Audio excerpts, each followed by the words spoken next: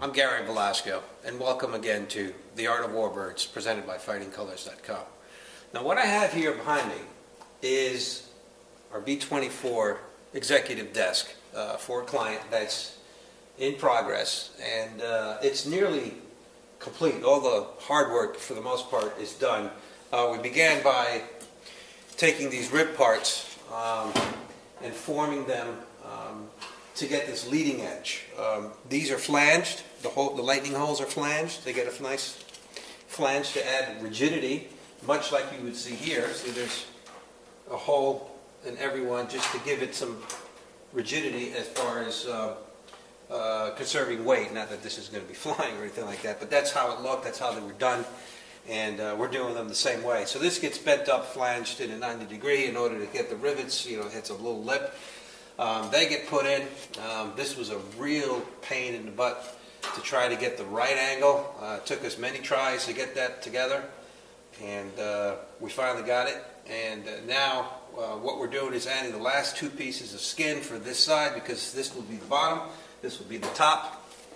And what we're doing here to hold these pieces, what you see all these little gizmos, they're called clecos, cleco fasteners. And they look like this. Okay? These are great. This is an excellent invention. They come in different sizes for the different size holes. The black ones are, I believe, 1/8. And this handy little tool makes this mechanism work. What it is, inside this little tube here is a spring. When this piston is depressed, it pushes this out, giving it the correct size hole that you drilled, and then when it's released, it opens up, thus holding all the parts together, because when this opens up, it's larger than the hole that it went in. So again, a neat little invention, and we have hundreds of these in different sizes, where we could then drill and then rivet the actual skin and the parts together. Now, what I'm using for rivet gun is my ATS Pro, much like a hammer gun that auto mechanics use, except it's a little different. This is a little die that's dimpled to conform to the rivet size, and they come in different sizes as well for the different rivet sizes and heads. It's air operated, and this is used in conjunction with these little nifty things called bucking bars. Now, it's a heavy piece of steel that's tempered, and these could be used in they look very strange, and they come in more different sizes and shapes and weights, but these typically are the 3 different sizes we use.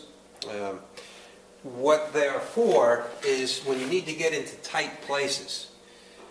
When you put the rivet in, the rivet gun, you need something in the back to mash it and basically to create another head on the other side so it holds the parts. So what this does is you put this behind where the rivet is, and you take your gun with the rivet in place, squeeze the trigger at about 3 to 5 hits, per I don't know, millisecond or so. Apply a little bit of pressure, and that will mash the rivet in place, holding the parts.